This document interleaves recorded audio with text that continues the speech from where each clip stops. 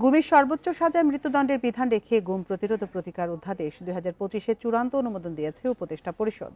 বৃহস্পতিবার রাজধানী foreign service একাডেমিতে সংবাদ সম্মেলনে একথা জানান প্রধান উপদেষ্টার প্রেস সেক্রেটারি শফিকুল আলম। বিজলি কেবলসের স্কিন কোটেড ইনসুলেশন আগুন প্রতিরোধী। বিজলি কেবলস, নিরাপদ আজীবন।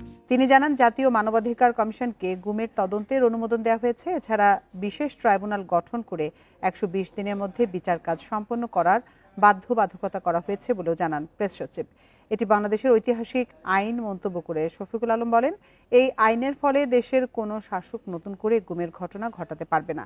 এছাড়া গুম প্রতিরোধ প্রতিকার এবং সুরক্ষার উদ্দেশ্যে তহবিল গঠন এবং তথ্য ভান্ডার প্রতিষ্ঠার বিধানও সংযোজিত করা হয়েছে বলেও জানান তিনি। এ সময় নির্বাচনে আইনশৃঙ্খলা পরিস্থিতির প্রসঙ্গে তিনি বলেন, সুষ্ঠু নির্বাচনের জন্য সরকার সব ধরনের প্রস্তুতি নিয়েছে। আজকে এটা চূড়ান্তভাবে অনুমোদন হয়েছে। এই অধ্যাদেশে গুমকে সংজ্ঞায়নের পাশাপাশি চলমান অপরাধ মানে কন্টিনিউইং অফেন্স হিসেবে বিবেচনা করে মৃত্যুদণ্ড সহ কঠোর শাস্তির বিধান রাখা হয়েছে।